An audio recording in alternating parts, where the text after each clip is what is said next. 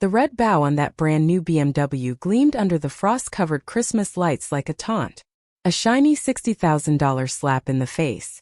I stood at my kitchen window, my hands still smelling of the honey-glazed ham and yeast rolls I'd spent 6 hours preparing, and watched my son Marcus hand the keys to a woman he'd known for exactly 8 months. Linda squealed. Actually squealed. Clapping her manicured hands like a teenager instead of a 60-year-old woman. She threw her arms around my son's neck, burying her face in his shoulder. "Merry Christmas, Mom Linda," he called out, his voice carrying through the thin glass of my kitchen window. He used that ridiculous nickname, Mom Linda. The one that made my back teeth ache every time I heard it. Beside him, my daughter-in-law Ashley was beaming, clapping along as if they had just cured a disease instead of handing over a luxury vehicle to a stranger, using money I strongly suspected they didn't have. I watched them, feeling the December cold seep through the window pane, before turning back to the granite counter where my own gift sat.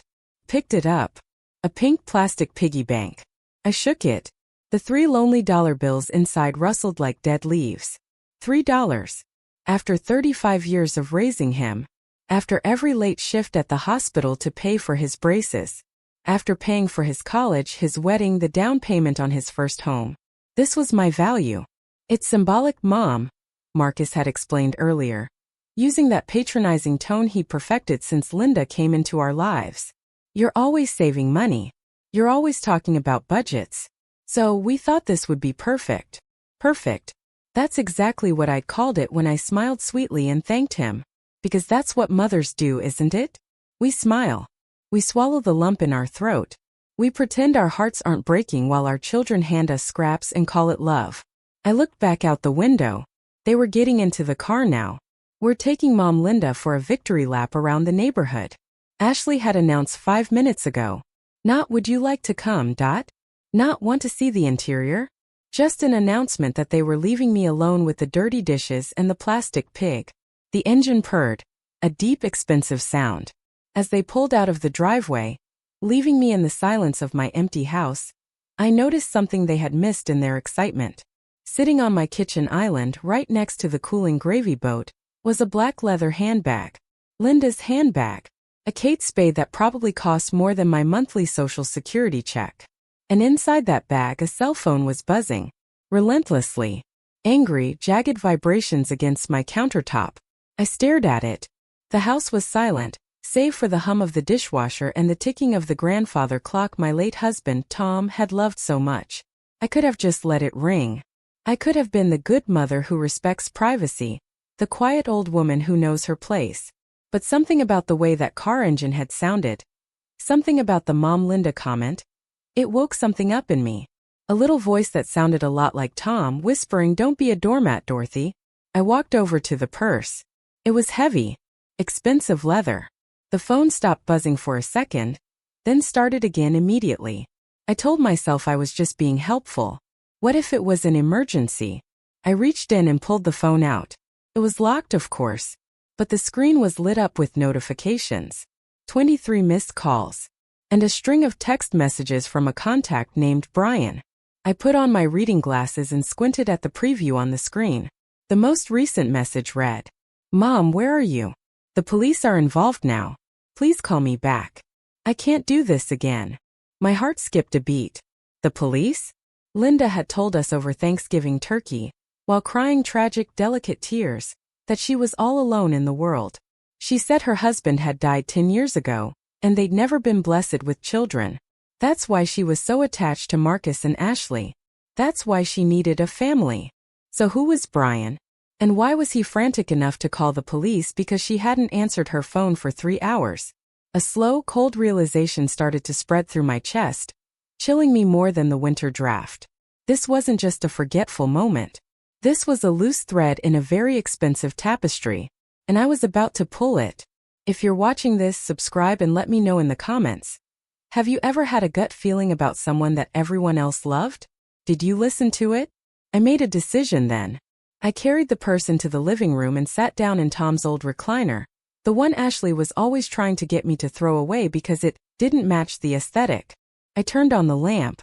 I opened the bag wide and dumped the contents onto the ottoman. If you've ever had the rug pulled out from under you, You know that the world doesn't spin, it stops. It freezes. That's what happened as I sifted through the life of Linda Chun. There was a wallet thick with cash, nearly $400 in crisp hundreds. There were credit cards for Nordstrom, Saks, Tiffany's, and a Black American Express card. But it was the folded papers tucked behind her driver's license that made my breath hitch. Bank statements. 3 of them printed just last week. I unfolded the papers, my hands shaking slightly. I don't know what I expected to see. Maybe evidence of debt? Maybe proof that she needed help, which would explain why she let my son buy her a car. What I saw made the room spin. The balance in her checking account had more zeros than I had seen since the life insurance payout after Tom died. Hundreds of thousands of dollars. And in an investment account, millions. Linda Chun wasn't a lonely, struggling widow. She was loaded. The kind of wealthy that makes a $60,000 BMW look like pocket change. So why? Why was she letting my son, who I knew had been struggling to make ends meet, buy her a luxury car? Why was she accepting expensive dinners and gifts from my daughter-in-law? Why play the role of the needy, grateful adoptee when she could buy and sell us all 10 times over? I dug deeper into the side pocket of the purse. I found a small spiral-bound notebook. It wasn't a diary, it was a ledger. But not for money. It was a ledger of information. I flipped past names I didn't know, the Harrisons, Mrs. Gable, the Peterson estate, until I stopped cold at the top of a page written in neat, precise cursive. The Williams family. My stomach dropped. Underneath our name, she had listed everything. And I mean everything. Dorothy, widow. House estimated value $450,000. Unencumbered. Husband's pension. Approximate $3,000 per month. Life insurance payout. Confirmed. How did she confirm that? Marcus. Financial distress. Seeking validation. Impressionable. Desperate to look successful. Ashley, anxious. Spending habits erratic. Easy leverage. Wants to be high society. Easy leverage. I read those 2 words over and over again. She wasn't befriending my children. She wasn't looking for love. She was studying them. She was hunting them. I looked at the date on the first entry. It was from 6 months ago. 2 months before she had accidentally bumped into Marcus at the coffee shop and struck up a conversation about his tie. It was all orchestrated. Every smile, every tear, every Mom Linda moment was part of a script I was only just now reading. And then I found the photos on her phone. She hadn't locked her photo gallery, probably assuming no one would ever dare snoop on saintly Mom Linda. I scrolled past the selfies and the pictures of expensive meals. Then I saw them. Photos of the inside of my house. My home office. My filing cabinet. There was a clear, high-resolution photo of Tom's death certificate. A photo of our marriage license. And most chilling of all, a photo of my Social Security card, which I kept in a locked metal box in my closet upstairs. She had been in my bedroom. She had gone through my private things while I was probably downstairs making her tea, thinking she was using the restroom. The grandfather clock chimed the half hour, startling me so bad I nearly dropped the phone. They would be back soon. I had to think. My first instinct was to scream. To throw her things on the lawn, bar the door, and call Marcus to tell him he was being played. But I looked at the ledger again. Marcus. Impressionable. Seeking validation. If I confronted her now, she would deny it. She would cry. She would claim I was a jealous, senile old woman trying to ruin her relationship with her new family. And Marcus. Seeing that shiny red car and feeling like a big man for the first time in years. He would believe her. He would look at me with that pitying, annoyed expression he'd been using lately and tell me I was being dramatic. He'd say I was bitter. No, I couldn't just blow this up. I had to dismantle it. I had to be smarter than the woman who had spent months studying us like lab rats. I quickly shoved everything back into the purse, trying to replicate the messy disarray. I wiped my fingerprints off the phone screen with the edge of my apron. I placed the bag back on the counter, exactly where she had left it, next to the gravy boat. Then I went to the sink and started washing the dishes. I scrubbed a roasting pan until my knuckles turned white, letting the rage burn off into energy. I needed a plan. And I needed to know who Brian was. The front door opened 10 minutes later, bringing with it a gust of cold air and the sound of Ashley's laughter. "Oh my God, did you see Mrs. Higgins' face when we drove by?" she was saying, breathless with excitement. She looked like she was going to swallow her dentures. She was definitely jealous, Linda purred. Her voice, which had once sounded sweet to me, now sounded like oil slicking over pavement. "Marcus, you really shouldn't have. It's too much." "Nothing is too much for you, Mom Linda," Marcus said. I heard the thud of his heavy boots in the hallway. "You deserve the best. You've done so much for us." I turned off the tap and dried my hands on a towel, arranging my face into a mask of pleasant oblivion. When they walked into the kitchen, I was just the quiet grandmother finishing up the cleaning. "Oh, my purse," Linda gasped, rushing over to the counter. She clutched the bag to her chest, her eyes darting around the room before landing on me. "I was so worried I'd left it at the restaurant yesterday. Thank goodness it's here." "It's been right there the whole time," I said, my voice steady, though my heart was hammering against my ribs. "I hope you enjoyed your drive." "It drives like a dream, Mom," Marcus said, puffing out his chest. "German engineering. You can really feel the difference." "I'm sure," I said. Then I looked directly at Linda. I locked eyes with her. "By the way, dear, your phone was buzzing quite a bit while you were gone." I didn't want to pry, but it sounded urgent. Linda froze. Just for a fraction of a second, the mask slipped. Her eyes went wide, calculating. "Oh, probably just spam calls. You know how it is these days. Everyone wants to sell you an extended warranty." She laughed, a tinkling fake sound. "Actually," I continued, leaning against the counter and crossing my arms over my chest, "I happened to glance at the screen when I was wiping down the counter. Someone named Brian seemed very worried about you. He mentioned the police." The color drained from Linda's face. It was satisfying to watch, like seeing a stain bleached out of fabric. Marcus and Ashley looked confused. "Brian?" Ashley asked, tilting her head. "Who's Brian? You said you didn't have any family." Linda recovered quickly. I'll give her that, she was a professional.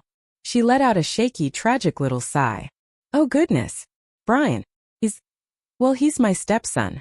From my first marriage decades ago. We're not close. He has some mental health issues, poor thing. He gets confused and thinks I'm still married to his father. I haven't spoken to him in years. I should probably block the number, but I feel so guilty. I'm the only mother figure he has left." She dabbed at her dry eye with a tissue from her purse. "It's just another part of my past that's painful to revisit. That's why I cherish you all so much. You're the sane, loving family I never had." Marcus immediately went to her side, wrapping an arm around her shoulders. "It's okay, Linda. You don't have to explain. We've got you." He shot me a glare. "Mom, why would you bring that up? You're upsetting her." "I was just concerned, Marcus," I said innocently. "The message said the police were looking for her. That sounds serious." "It's his delusion, Dorothy," Linda said, her voice hard. She looked at me over Marcus's shoulder. Her eyes were cold. Dead cold. "But thank you for your concern." In that look, war was declared. She knew I had seen something. She didn't know how much, but she knew the harmless old lady wasn't quite as harmless as she thought. "Well," Marcus said, checking his watch, "we should get going. Big day tomorrow. Linda, do you need a ride home? Or are you driving your new baby?" "Oh, I'll drive." Linda smiled, the sweetness returning instantly. "I can't wait to show it off to the neighbors." "We'll see you next week, Mom." Marcus threw over his shoulder as they headed for the door. "Thanks for the ham." "Next week," I echoed. "Drive safely." As soon as the taillights disappeared around the corner, I marched into my home office. I wasn't just going to sit here and wait for next week.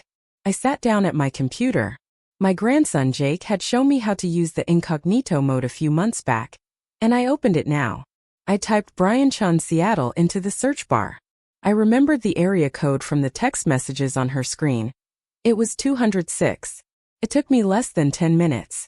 Brian Chun wasn't a mentally ill stepson. He was a prominent attorney in Seattle. And his specialty? Elder law, financial abuse and fraud litigation. I sat back in my chair staring at the screen. The irony was so rich it was almost funny. Linda Chun, a professional con artist preying on the elderly, had a son who made his living putting people like her in jail. I found his professional Facebook page. There were photos of him with an older woman who looked remarkably like Linda, though with less makeup and simpler clothes. The captions were loving. Happy birthday to the best mom. Christmas dinner with mom. The most recent one was from September, around the time she had fully infiltrated our lives. Missing mom while she travels for her sabbatical. Hurry home. She wasn't estranged. She was on a sabbatical. A sabbatical to steal my life. I clicked on a link to an article Brian had written recently. The Wolf in Sheep's Clothing. How Affinity Fraud Targets Families. I read it and it was like reading a script of the last 6 months of my life. Step 1: the grooming. Find a family in transition, grief, financial stress. Step 2: the isolation. Become the perfect family member, making the actual family members seem difficult or inadequate. Step 3: the financial probing. Ask questions disguised as concern. Are you sure you have enough for retirement? I worry about your portfolio. Step 4: the pivot. Create a fake investment opportunity or an emergency that requires cash. I printed everything. The articles, the photos, the contact information for Brian's law firm. My printer hummed rhythmically, a sound of gathering ammunition. I didn't sleep that night. I sat in the dark living room, watching the lights on the Christmas tree twinkle, thinking about my son. Marcus was a good man, but he was weak right now. He had always tried so hard to impress people, to be the big provider. Losing his way financially must have eaten him alive. Linda had smelled that insecurity like blood in the water. She had validated him, made him feel powerful by letting him save her with a car he couldn't afford. And in return, she was going to take everything we had. The next morning, Monday, I called my lawyer, Margaret.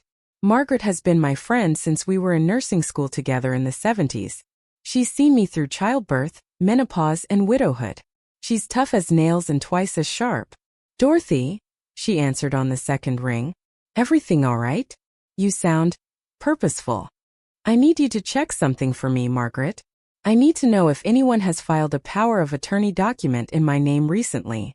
There was a long pause. Why would you ask that? Just humor me. Check the county clerk's filings. Please. Hold on. I heard the clicking of her keyboard. Minutes ticked by, feeling like hours. I watched a cardinal land on my bird feeder outside. A splash of red against the gray sky. Dorothy. Margaret's voice was tight.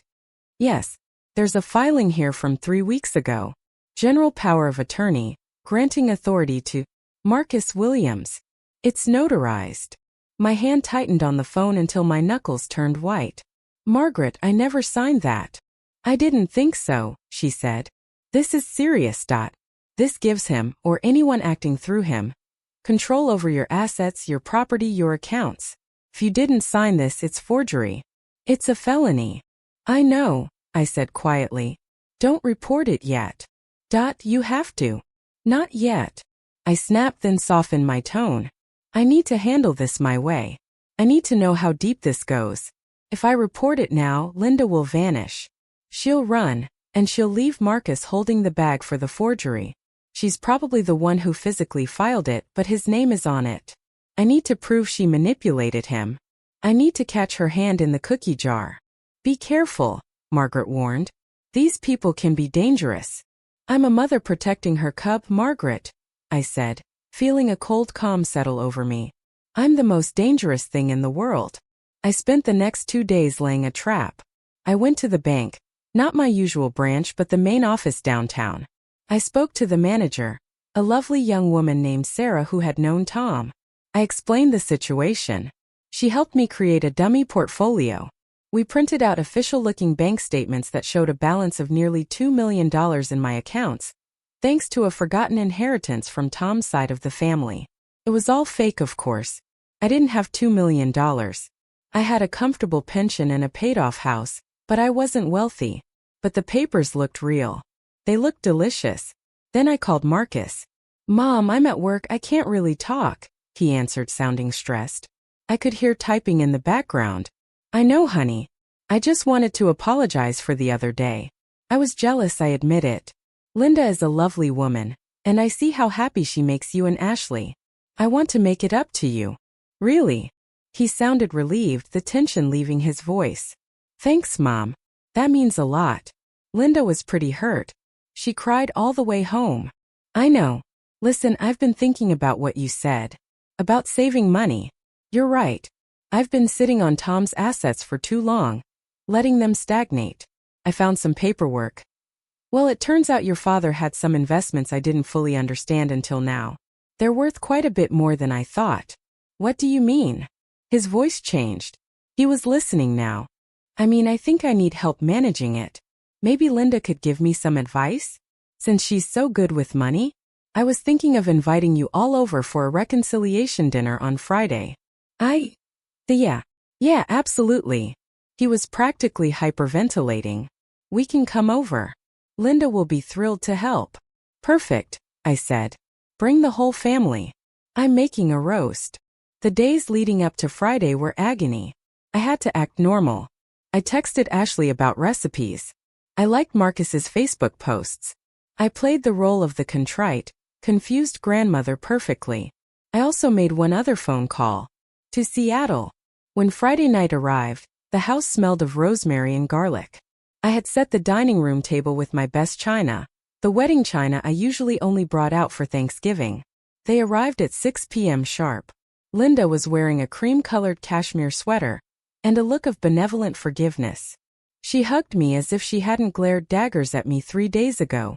Dorothy, I'm so glad we're past that silliness, she cooed, smelling of expensive perfume and deceit. Me too, Linda. I just needed time to adjust to the new dynamic. I ushered them to the dining room table. I had placed the fake bank statements casually on the sideboard, just peeking out from under a fruit bowl. We ate dinner. Small talk.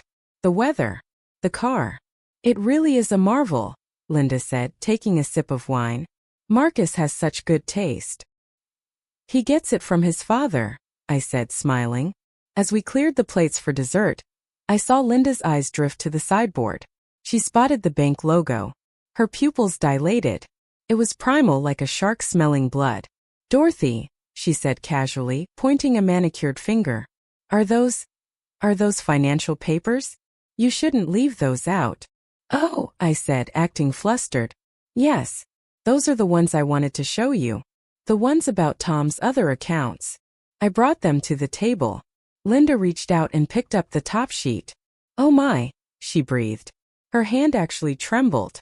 Dorothy, is this accurate? 2.3 million.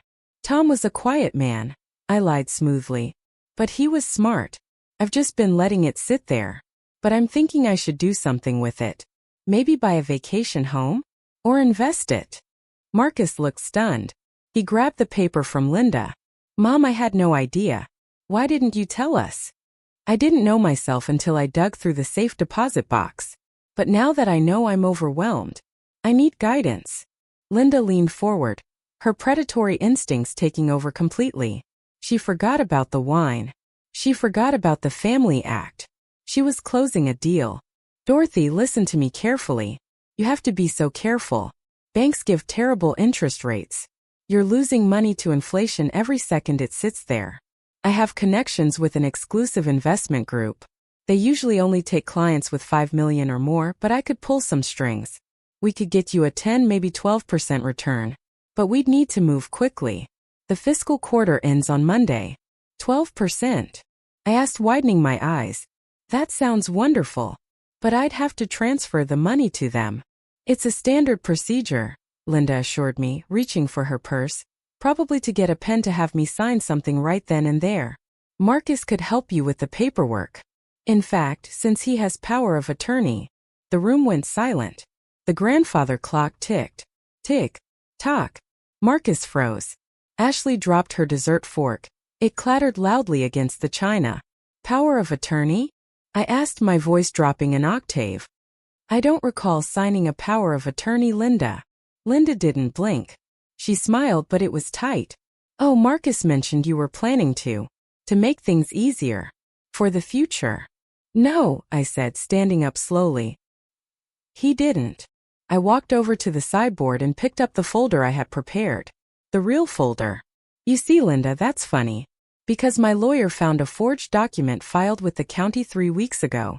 And since Marcus looked like he was about to vomit when you mentioned it just now, I'm guessing he didn't know you filed it either. Mom, I swear. Marcus started, his face pale as a sheet. I never signed anything. I never saw that. Quiet, Marcus, I said firmly. I didn't look at him. I kept my eyes locked on Linda. You're good. I'll give you that. You almost had us. The car, the dinners, the emotional manipulation. It was a masterclass. I don't know what you're talking about, Linda said, her voice icy. She stood up too. I'm trying to help you. If you're going to be paranoid, I can leave. Help me like you helped the elderly woman in Portland in 2018? I asked, pulling out the first article I'd printed and tossing it onto the table. Or the couple in San Diego in 2021? Linda's eyes darted to the paper. Her confidence wavered.